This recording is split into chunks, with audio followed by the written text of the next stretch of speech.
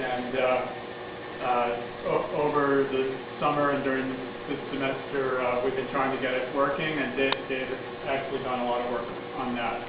And so the last step in the fabrication of the solar cell that Evan is working on is to coat it with aluminum. And so we have some. If you care to look in there, you'll see there's near the bottom there's a white cup, and that has some aluminum wire. I left a little bit of the wire sticking up. Most of it is in the bottom of the cup. And then on the top we just have a glass slide, where ultimately that's where our solar cell is going to be. But for right now, we're just going to try to coat a glass slide. And everything's working nicely. This is our new vacuum gauge controller. 5 × 10⁻⁷ is, I think, literally the best, certainly the best I've ever seen on this system in terms of vacuum. Do I need to give you a little rundown of what this is? Okay, so this is sort of the 1960s version of a vacuum system.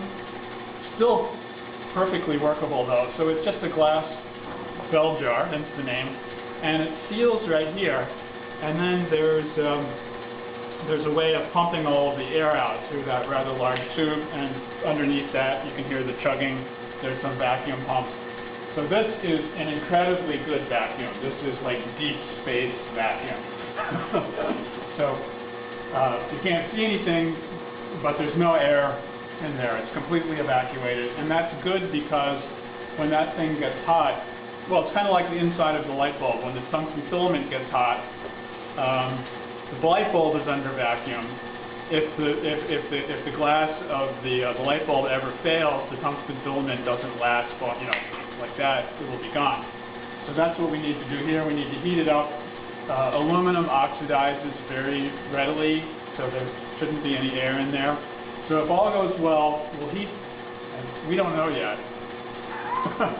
But if all goes well, the aluminum will melt, it will evaporate, and it will get transferred everywhere. And you might notice that there's a smaller bell jar inside, and that's just so that we don't have to clean the whole large bell jar.